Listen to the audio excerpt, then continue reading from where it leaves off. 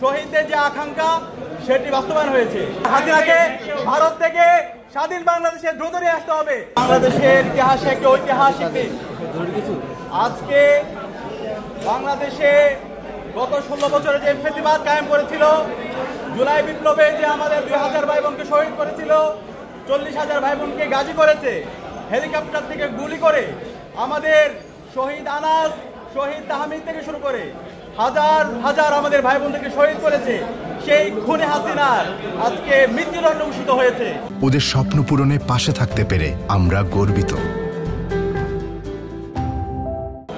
এই রায়ের মাধ্যমে আজকে জুলাই বিজয় হয়েছে। এই রায়ের মাধ্যমে আজকে জুলাইয়ের প্রজন্ম বিজয় হয়েছে।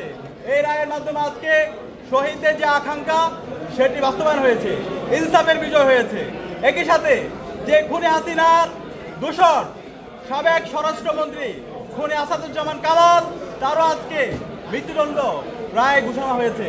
কিন্তু একই সাথে আমরা আশা করেছিলাম যে খুনে হাসিনার নির্দেশে আমাদের চাঙ্গারপোল থেকে শুরু করে আমাদের সাভারে এবং সারা দেশে যে গণহত্যা চালিয়েছে, হেলিকপ্টার থেকে গুলি করেছে, সাবেক পুলিশের আইজিপি চৌধুরী আব্দুল্লাহ মামুন, তারও দৃষ্টান্তমূলক বিচার আওতায় আনা হবে। কিন্তু তার যে 5 বছরের তাকে কারাদণ্ড দেওয়া হয়েছে সেটা আমরা সন্তুষ্ট না।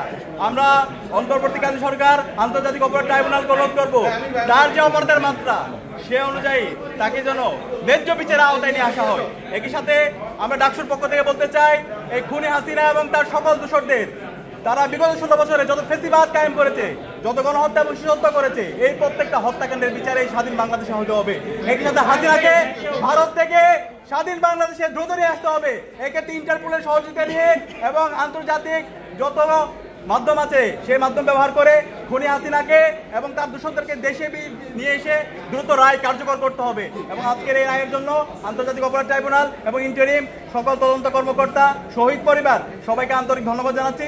আমরা সবাই ঐক্যবদ্ধভাবে জুলাইয়ে যে প্রজন্ম তৈরি হয়েছে, সকল রাজনৈতিক দল, ছাত্র সংগঠন, আমরা শহীদদের আকাঙ্ক্ষার আলোকে একটি বৈষম্য ইনসাফ ভিত্তিক বাংলাদেশ